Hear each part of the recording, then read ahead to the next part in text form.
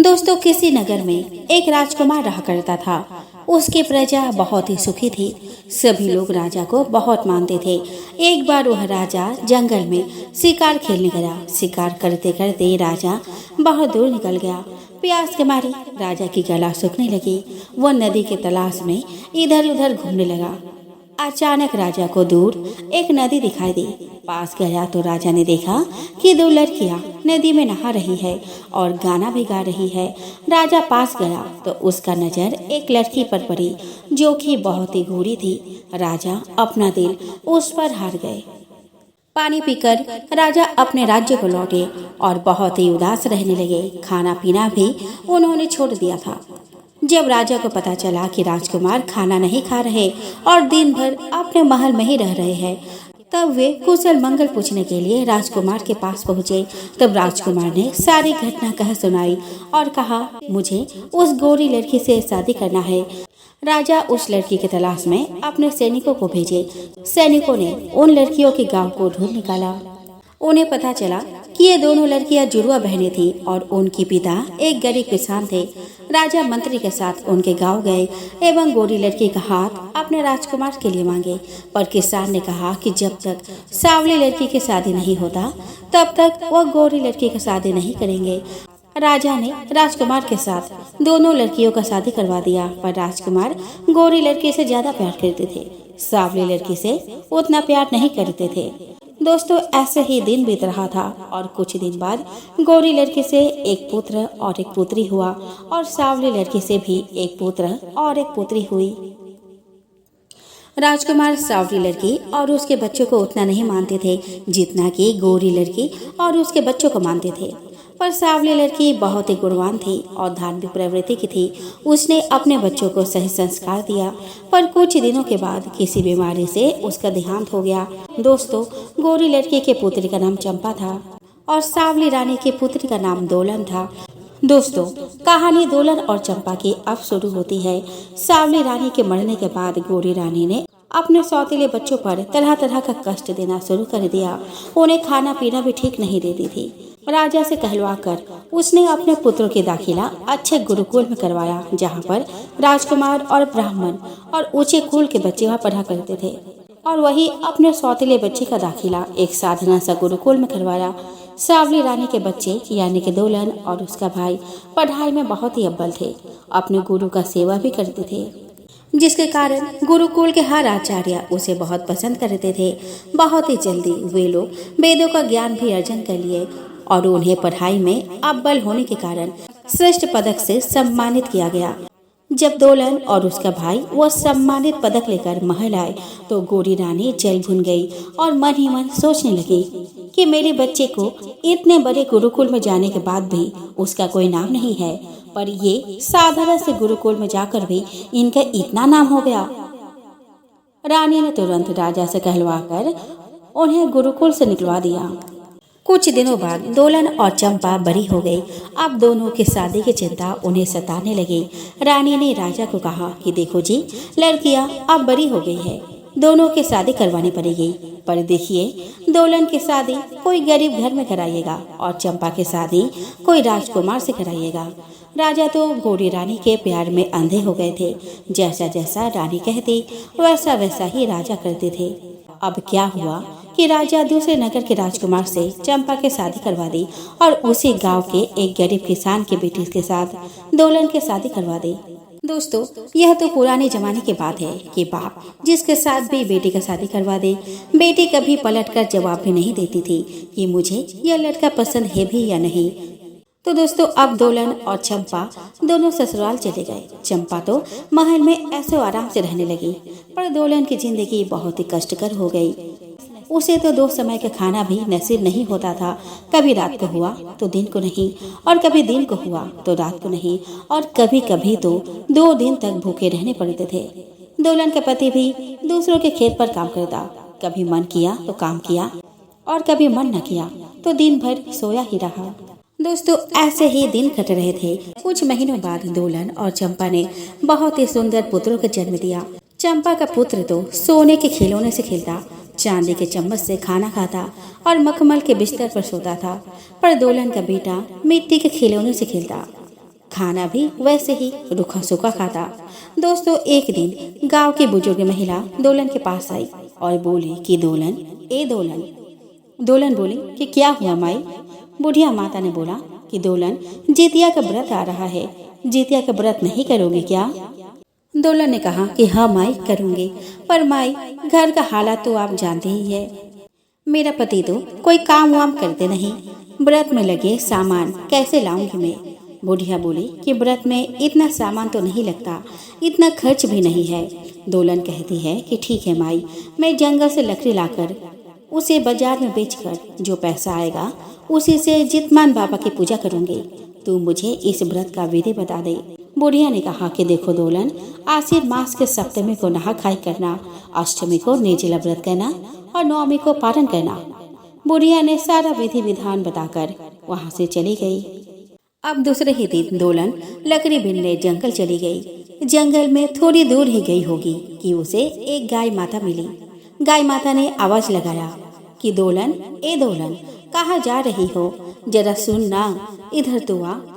दोलन ने कहा कि क्या हुआ गाय माता? गाय माता ने कहा कि दोलन, मेरी कमर बहुत दुख रही है, थोड़ा दबा तो दे। दोलन ने कहा कि हाँ गाय माता, ठहरो, मैं दबा देती हूँ। दोलन कमर दबा ही रही थी कि गैया माता ने एक सुंदर बछड़े को जन्म दे दिया। दोलन ने बछड़े को अपने आंचल से साफ किया और बछड़े को दूध पिलाई और गाय से विदा लेकर आगे बढ़ गई।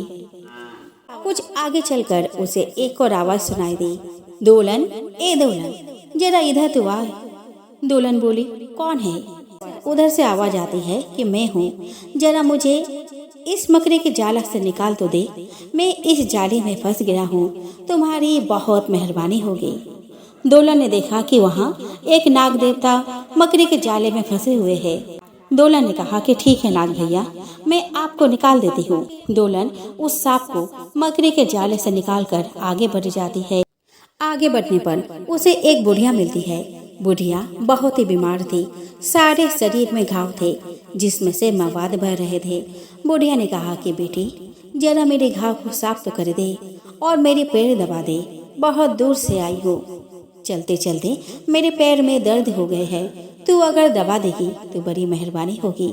दोलन ने उस बूढ़ी के घाव को साफ किया और पैर दबाकर बुढ़िया से विदा लेकर जंगल की तरफ चल दी।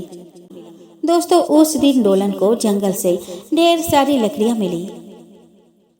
उसने सारी लकड़ियां इकट्ठा की, पर लकड़ियों को बांधने के लिए उसने रस्सी लाना भूल गई थी। अब उसे चिंता सताने लगी कि अब इन लकड़ियों को वो कैसे ले जाएगी। दोस्तों, दोलन यह सोच ही रही थी कि वहाँ वही नाग प्रकट हो गया जिसे दोलन ने मकड़ी के जाले से निकाली थी। नाग ने कहा कि दोलन, तुम चिंता मत करो, मैं हूँ ना, तुमने मुझे मकड़ी के जाले से निकाला, अब फर्ज बनता है कि मैं तुम्हारी मदद करूं। नाग ने लकड़ियों की गठरी को अपने कुंडली में बांध ली और उस गठरी को दोलन ने अपने माथे पर उठाकर घर की तरफ चल दी। रास्ते में उसे वही बुढ़िया मिली जो पूरी तरह से स्वस्थ थी। बुढ़िया ने कहा कि बेटी, तेरी सेवा से मैं बिल्कुल ठीक हो गई हूँ। ईश्वर तेरी भला करे, तेरी हर मनोकामना पूरी हो, तेरा घर धन धान्य से भरा रहे। बुढ़िया माई ने ढेर सारा आशीष देकर वहाँ से अंतर्ध्यान हो गई। दोलन थोड़ी आगे बढ़ी तो उसे वही गाय और बछड़ा दिखाई दिया। गाय ने कहा कि दोलन, मुझे भी अपने घर ले चलो, इस जंगल में मुझे और मेरे बछड़े को जंगली जानवरों से बहुत खतरा है। तुम्हारे घर पर रहूंगी तो मैं और मेरा बछड़ा दोनों सुरक्षित रहेंगे। दोलन ने कहा कि ठीक है गाय माता, चलो मेरे साथ। दोलन गाय और बछड़े को साथ लेकर घर आई, अपने माथे से लकड़ियों का बोझा उतारी। नाग देवता भी दोलन को आशीर्वाद देकर जंगल को चले गए। दोलन ने लकड़ियों को उठाकर घर के अंदर रख दी ताकि बारिश में ना भीग जाए और सोचा कि कल सुबह अपने पति को बाजार भेजकर उन लकड़ियों को बेच देगी और उन पैसों से व्रत के लिए आवश्यक पूजन सामग्री ले आएगी। दोस्तों, दोलन ने गाय को चारा लगाकर हाथ पैर धोने चली गई। आकर देखी तो गाय माता ने बाल्टी भर दूध दे रखी है। उस दिन वे लोग सूखी रोटी नहीं बल्कि दूध रोटी खाया। इतने दिनों के बाद उन्हें आज भरपेट खाना मिली है। उस दिन वे तीनों आराम से सोए। सुबह हुई तो दुल्हन ने पति से कहा कि सुनिए जी, कमरे में जो लकड़ी रखी है उसे बेच कर आओ और उससे जो पैसा मिलेगा उससे पूजा के सामान ले आओ। दोस्तों, जैसे ही दुल्हन के पति लकड़ी निकालने जाता है, वो देखता है कि सारी लकड़ियाँ सोने की हो गई है और गाय भी सोने का गोबर कर रही है। वे लोग आश्चर्यचकित हो गए। दुल्हन समझ गई कि यह सब जितमान बाबा का ही आशीर्वाद है, जो ये गाय, नाग देवता और बुढ़िया माँ के रूप में उन्हें दर्शन दिए हैं। दोस्तों, दुल्हन अब अमीर हो गई। वे अब महल में रहने लगी। नौकर चाकर से घर भर गया। दुल्हन का बेटा भी अब स्वर्ण के खिलौने से खेलने लगा, मखमल के बिछौने में सोने लगा। दुल्हन ने पूरी विधि विधान से जितिया का व्रत करने लगे। दोस्तों, उनके घर से अब कोई भी भिक्षु, साधु, संत खाली हाथ नहीं जाता था। वे लोग दिल खोलकर दान दिया करते थे। चारों बगल उनका नाम होने लगा। तो एक दिन क्या हुआ कि यह खबर राजा तक पहुंची कि आपके बेटी दुल्हन और उसका पति बहुत ही दानवीर है। जो भी उनके पास जाता है वह खाली हाथ नहीं आता। यह सुनकर दुल्हन के सौतेली माँ ने सोचा कि मैंने तो इसकी शादी एक गरीब घर में करवाई थी, फिर इतना धन इनके पास कैसे आया। उन लोगों से रहा ना गया और चले गए दुल्हन को देखने। उन्होंने देखा कि उनका महल तो वाकई बहुत ही बड़ा है, हजारों नौकर चाकर है। दुल्हन ने अपने माता पिता का आदर सत्कार किया, उन्हें भोजन करवाया। राजा ने कहा कि बेटा दुल्हन, मुझे माफ कर दो, मैं इतना दिन तुम्हें देखने भी नहीं आया। तुम्हें जानबूझकर गरीब के घर शादी करवाया ताकि तुम्हें जिंदगी भर कष्ट हो। मैं बहुत पापी हूँ। इतना कुछ करने के बाद भी तुमने हमारा इतना आदर सत्कार किया। भगवान तुम्हारा भला करे। दुल्हन ने कहा कि पिताजी, मुझे इस बात के कोई दुख नहीं है। जिसके नसीब में जो होता है वह उसको मिलता ही है। आप दुखी मत होइए। पर सौतेली माँ तो पूरी जल भुन गई। उससे रहा न गया और वह पूछ लिया कि दुल्हन, पर यह चमत्कार हुआ कैसे। दुल्हन बहुत ही भूली थी, इसीलिए वह सारा हाल कह सुनाई कि कैसे उसने जितिया का व्रत किया और जंगल की सारी घटना कह सुनाई। रानी ने राजा से कहा कि सुनिए जी, चलिए चंपा के घर भी घूम कर आते हैं। रानी चंपा के महल जाती है और दुल्हन के अमीर बनने की सारी कहानी बताती है और कहती है कि तुम भी जितिया व्रत करने का संकल्प करके लकड़ी लाने जंगल जाना। जंगल से लकड़ी चुनकर बेचकर उस पैसे से जितिया का व्रत करना। देखना तुम्हारा धन 2 गुना से 4 गुना हो जाएगा। बस और क्या था। माँ के कहे अनुसार चंपा घर में सब कुछ होते हुए भी चल दी जंगल में लकड़ी चुनने। थोड़ी आगे जाने पर उसे वह गाय मिली। उसने कहा कि चंपा, ओ चंपा, कहाँ जा रही हो। चंपा कहती है कि कहीं भी जाऊं, तुमसे क्या। गाय कहती है, चंपा देखो ना, मुझे प्रसव पीड़ा हो रही है, जरा मेरी कमर तो दबा दो। चंपा कहती है कि जब तक मैं तेरी कमर दबाऊंगी तब तक मैं कितनी दूर न चली जाऊंगी। इतना कहकर मुंह टेढ़ी करके चंपा आगे बढ़ जाती है। आगे उसे वही नाग मिला जो कि मकड़ी के जाले में फंसा हुआ था। उसने कहा कि चंपा, ओ चंपा, जरा मुझे इस मकड़ी के जाले से निकाल तो देना। चंपा बोली कि नहीं बाबा, अगर मैं तुम्हें निकालने गई और तुम मुझे डस लो तो मैं तो मर जाऊंगी ना। ना भाई ना, मैं तुम्हें नहीं निकालूंगी। इतना कहकर वह आगे चली जाती है। आगे उसे वही बुढ़िया मिलती है। बुढ़िया माई कहती है कि चंपा, ए चंपा, जरा इधर सुन, थोड़ी मेरी पैर दबा दे और मेरे घाव को साफ कर दे। मैं बहुत दूर से चल कर आई हूँ।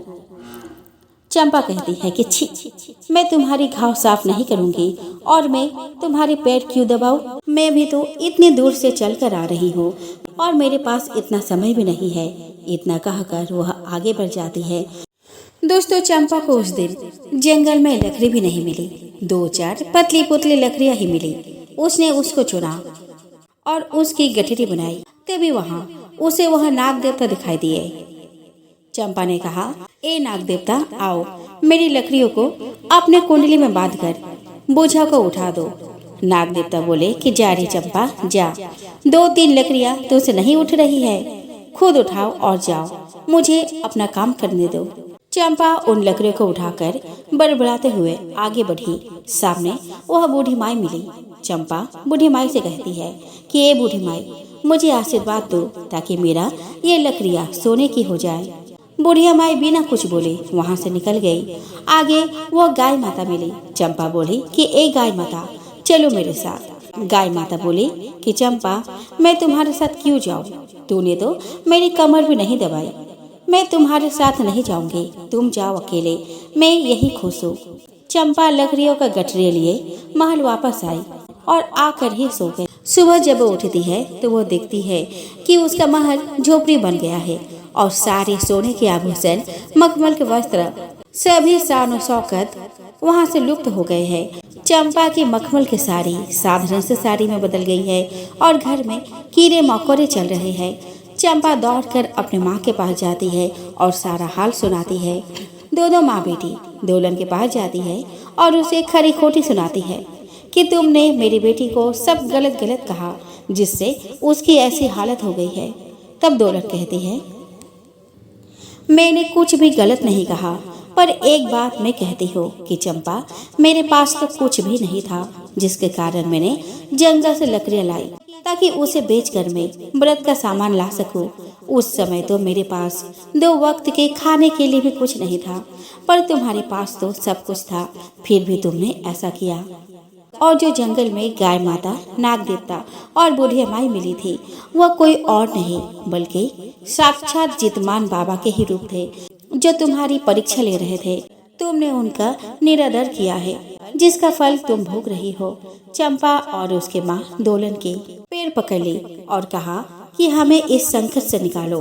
तब दोलन बोली कि मैं तो कुछ भी नहीं हूँ, जो है वो जितमान बाबा है, तुम्हें उनसे माफी मांगनी चाहिए। दोनों माँ बेटी जितमान बाबा से माफी मांगने लगी। तभी वहाँ वो बुढ़िया माई प्रकट होती है और कहती है कि परसों आश्विन का अष्टमी है, तुम अष्टमी के दिन निर्जला व्रत रखना, लेकिन निर्जला व्रत रखने से एक दिन पहले नहा खाई करना और अष्टमी को निर्जला व्रत रखना, नवमी को पार न करना, तुम्हारी सारी कष्ट दूर हो जाएगी। चंपा ने वैसा ही किया और उसके सारी दौलत, सारी शोहरत सब वापस मिल गई। सौतेली माँ ने दोनों बेटी यानी कि चंपा और दोलन को प्यार से गले लगा लिया। तो बोलो जितमान बाबा की जय।